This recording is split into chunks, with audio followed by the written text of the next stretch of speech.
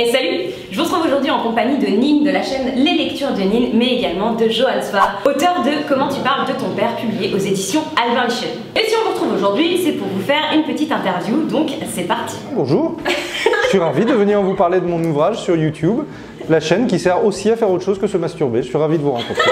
Vous étiez booktubeur, vendez-nous votre livre en 1 minute. À mon propre livre, pas le livre de quelqu'un d'autre. Non, le vôtre. Je sais pas comment je peux dire ça. Oh, encore Johan Sfar, il y en a marre. Il fait des BD, il fait des films. Il faisait déjà des romans surnaturels. Voilà maintenant qu'il fait un roman sur son père. On en a marre. Ça parle toujours des mêmes thèmes. Encore les juifs. Encore des blagues un peu reloues. Encore du sexe tout le temps. Il est vraiment pénible. Encore la ville de Nice. C'est vraiment très fatigant. Vraiment, si vous détestez Johan Sfar, vous allez pouvoir le détester encore plus grâce à cet ouvrage. Voilà, pour le reste. Qu'est-ce que je peux dire? J'ai l'impression que tout ce que je raconte de masqué et d'un peu planqué dans Le Chat du Rabbin ou dans Petit Vampire ou dans la plupart de mes bandes dessinées depuis longtemps, c'est-à-dire j'utilise des personnages imaginaires pour raconter des clés de mon histoire familiale. Je pense que dans Comment tu parles de ton père, tout d'un coup je donne les clés. J'ai l'impression que les gens qui ont apprécié Le Chat du Rabbin ou Petit Vampire, ils vont retrouver tous les personnages mais tels qu'ils étaient dans la vraie vie. Voilà, c'est bien. Si vous avez détesté Le Chat du Rabbin et Petit Vampire, ne lisez pas cet ouvrage, vous allez le détester aussi. À partir de quel moment publier justement ce livre est devenu envisageable? Est-ce que c'était quelque chose qui était prévu à la base quand vous avez commencé à écrire, ou c'est au fil de votre plume que vous vous êtes dit bon, peut-être que je vais le proposer à l'édition? Non, moi je suis plutôt auteur d'humour et de surnaturel dans mes bandes dessinées et dans mes romans. Je suis beaucoup plus dans la fantaisie. Et quand mon papa est mort, je me suis trouvé à avoir plein de choses que j'arrivais pas à faire. Et je me suis mis à écrire ça quand j'arrivais pas à bosser sur autre chose.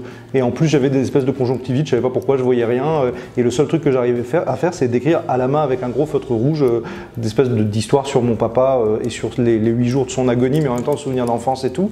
Et en plus, c'est pas trop mon genre. Moi, j'aime plutôt faire marrer.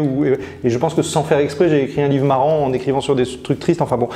Mais c'était pas le boulot que je devais faire. Et surtout quand je l'ai écrit et que je l'ai fini, je voulais pas le publier. Donc je l'ai gardé pratiquement 1 an et demi dans mes tiroirs. Et quand j'ai fait lire à mon éditrice, elle a souhaité qu'on le publie. Et là, on a beaucoup retravaillé dessus. Pas vraiment pour réécrire, mais plutôt pour couper, pour monter. Et que ce soit justement un petit peu l'inverse d'un journal intime, mais plus comme un film où il y a tel moment et on se souvient de tel truc et il y a tel truc qui vient. Donc en fait, la langue est très simple. C'est raconté comme au jour le jour. Mais par contre, il y a plusieurs mois. Il y a moi quand j'avais 4 ans, moi il y a 2 ans quand mon père est mort, moi 1 an après en vacances avec mes gamins à pas savoir quoi faire d'eux, à pas savoir si je dois pleurer, pas pleurer, voir un docteur, m'angoisser. Donc je fais exprès d'écrire simple avec une identité qui est quand même multiple. Donc je sais pas le décrire, mais c'est vrai que c'est sur ce qui se passe quand on perd son papa finalement quand même. Et vous parliez de correction, qu'est-ce que vous avez apporté comme correction à l'œuvre de départ? Mon métier de cinéma, c'est-à-dire prendre un matériau brut que j'avais écrit et faire dessus un travail presque comme vous faites vous dans votre émission de montage, en disant non, là j'ai mis quelque chose de triste, je ne veux pas faire pleurer mon lecteur, juste avant qu'il chiale, je vais arrêter, je vais mettre un truc marrant. Ça, en fait, bizarrement, j'aime pas la viande froide. J'aime pas te dire oui, il y a eu ça, j'ai chialé toute la nuit, ça m'intéresse pas. J'aime mieux raconter ce qui s'est produit, montrer que par exemple, quand mon papa était en train de mourir, à un moment j'ai pris 20 minutes, je suis allé bouffer une pizza à Nice en soleil et j'étais bien. Et là, je le raconte comme un débile, mais je me suis dit tiens, c'est bête qu'ils puissent pas partager ce moment avec moi. Surtout qu'il y avait 2 abrutis à la table à côté de moi qui discutaient de quel nom ils allaient donner à leur chat. Et le mec il disait à sa meuf ouais, je vais l'appeler Gypsy. La meuf a dit non parce que Gypsy ça fait gitan. Et le mec dit non Gypsy c'est pas gitan, c'est Gypsy. Et il dit bah sinon on va l'appeler Sylvie. Et l'autre dit non mais Sylvie c'est ton ex, je donne pas à mon chat le nom de ton ex. J'écoute une bêtise comme ça me fait rire. Et j'ai du chagrin parce que je peux pas le partager avec mon père. Ça résume à peu près le genre de télescopage que t'amène la vraie vie, et j'essaye de trouver ça dans un livre. Donc j'ai l'impression, si c'est réussi, ça a l'air naturel, mais en fait c'est très travaillé. Ce qui a été naturel, c'est l'écriture. Ce qui est très travaillé, c'est l'ordre dans lequel on présente les chapitres, et les moments où on coupe, les moments où on... et il me semble que dès qu'on écrit un livre comme ça, qui est un petit peu intime, un petit peu émouvant, il faut que ce soit resserré, parce que tu peux pas faire durer cette émotion pendant... en tout cas, moi, je ne veux pas tenir mon lecteur dans cette tension-là pendant beaucoup plus longtemps qu'une lecture assez brève, assez intense, quoi. Et justement, vous mettez quand même pas mal la nuit dans ce roman, c'est assez intime. Est-ce que vous n'aviez pas peur justement du regard des autres? je ne peux pas me mettre à nu parce que je suis auteur de fiction. Donc quoi que je fasse, dès que je dis je, ça devient un personnage de roman. Ça fait 30 ans que je fais des bandes dessinées, donc mon métier c'est les personnages imaginaires. Ce qui m'a fait le plus plaisir, c'est que mon père est plus là. Quand j'ai commencé à dédicacer ce livre, des gens sont venus me parler d'André Sfar, qu'ils avaient découvert dans mon livre, comme s'ils le connaissaient. Donc d'une certaine façon, j'ai réussi à transformer mon papa en un souvenir imaginaire que les gens peuvent s'approprier. Et moi, mon métier, ça reste la fiction. En fait, je suis incapable d'être tout nu, puisque mon métier, c'est de raconter des histoires. Ce qui est tout nu, c'est le moment où tu vis un drame, quel qu'il soit. Ça te met complètement par terre. À l'instant où tu le racontes, ça devient plaisant, ça devient agréable. Il n'y a pas... Je ne crois pas aux histoires tristes. Je crois que même si une histoire fait venir des larmes, le fait de l'écrire, ça veut dire qu'on est capable d'en parler, ça veut dire qu'on est beaucoup moins dans le trauma, ça veut dire qu'on est déjà capable... bon, moi, les psychanalystes m'ont jamais fait de bien. Ce qui me fait du bien, ce sont mes lecteurs. Donc, donner une histoire à mes lecteurs, quand j'ai dit pour rigoler tout à l'heure, j'ai dit j'écris pour oublier, c'est totalement vrai. C'est comme la pensine dans Harry Potter, tu t'enlèves un truc du cerveau pour le mettre dans un truc. Moi, donner un récit à mes lecteurs, ça veut dire qu'on va le partager. Ça veut dire qu'à l'instant où un lecteur est ému par les mêmes choses que moi, je me sens beaucoup moins seul. Je me dis, tiens, finalement, je pensais que je vivais un drame unique. Ce que je vis, c'est très banal. Alors, les deux deuils que je raconte dans ce livre, il y en a un qui est très banal, c'est perdre son papa autour de 40 ans, ça arrive à beaucoup de gens. L'autre qui est moins banal, c'est que j'ai perdu ma maman après l'âge de 3 ans. C'est là-dessus que je suis devenu dessinateur, que je suis devenu raconteur d'histoire, parce que c'était tellement trop que j'ai eu besoin d'inventer un univers, d'autant qu'on ne m'a pas dit qu'elle était morte, on m'a dit qu'elle était partie en voyage. Donc j'ai dû m'inventer un univers pour survivre à cette réalité toute bête. Les adultes disent des mensonges. Quand tu découvres ça petit et quand il te manque quelque chose, tu te crées des personnages imaginaires. Et mes lecteurs me connaissent depuis longtemps dans cette idée du deuil de la mère, parce que pratiquement toute mon œuvre raconte ça. Même le chat du rabbin, c'est un petit chat qui est dans les bras de sa maîtresse, ça raconte un peu ça. Le moment où je perds mon papa, je deviens quelqu'un de très banal. Il m'arrive quelque chose qui arrive vraiment à tout le monde, et je dois dire, c'est un peu moche à dire, mais il y a une partie de moi à qui ça a fait plaisir de pouvoir raconter une expérience qui est tout à fait collective. Il n'y a rien d'atypique à perdre son papa entre la décennie de 40 et 50 ans. Et ça m'a permis de rencontrer beaucoup de gens qui avaient traversé la même chose. Et c'est vrai que quand vous perdez un parent après 40 ans, personne ne songe à vous plaindre, parce que ça paraît tout à fait normal. Et on découvre qu'il n'est pas seulement question de chagrin, il est aussi question de qui on est. On se redéfinit. Il y a vraiment un reboot du cerveau au moment où on n'a plus de père, donc les choses qu'on va faire, on va devoir en rendre compte qu'à soi-même. C'est l'occasion aussi de réfléchir aux certitudes que mon père m'a mis dans la tête quand j'étais petit, et en grandissant, je me dis, bah non, c'était les certitudes de mon père, les miennes, elles sont différentes. Enfin, c'est extrêmement banal ce que je dis, voilà, c'est un livre extrêmement banal, je vous le recommande. Je suis pas d'accord. C'est pas banal non plus. Vous êtes dessinateur avant d'être écrivain. Ah oui. Et on aimerait savoir, nous, le rapport que vous avez avec le papier. Est-ce que pour écrire, vous êtes un écrivain qui tape ou qui fait que noter, qui ensuite va taper comment ça marche le processus d'écriture? Alors, moi je ne fais pas la différence entre le dessin et l'écriture. Pour moi, c'est le même métier. Donc, je prépare des romans, des bandes dessinées, des films en même temps. Normalement, j'écrivais tous mes romans à la main. D'abord parce que la vitesse d'écriture à la main est moins puissante que la vitesse du clavier. Donc comme on écrit plus doucement, on peut réfléchir davantage à sa phrase. Et pour moi, c'est la même chose que dessiner, ça me venait très naturellement. Après, il m'arrive de taper. En général, j'écris d'abord à la main et ensuite je tape. Ça me fait une espèce de relecture. L'autre méthode, c'est parfois il m'arrive de taper dès le début. Et après, je recolle, je travaille ou quoi. La petite difficulté, c'est que je travaille beaucoup dans les cafés et un ordinateur ou un grand iPad, ça ne tient pas dans les cafés. Alors j'ai trouvé un truc, j'ai un secret d'écrivain. Mais ça fait 3 semaines. Jusqu'à les 3 semaines, c'était toujours tout à la main. Je me suis acheté un iPad mini, donc le plus petit des iPads, avec le clavier. Vous voulez le voir? Vous l'avez là? Ouais. Ben voilà, là, avant ça, j'écrivais que sur des carnets. Et maintenant, depuis que j'ai ça, j'écris aussi sur ça. Hop. Voilà, j'ai mon petit iPad et mon petit clavier. L'avantage, c'est que quand tu es au bistrot, tu renverses pas ton verre de vin.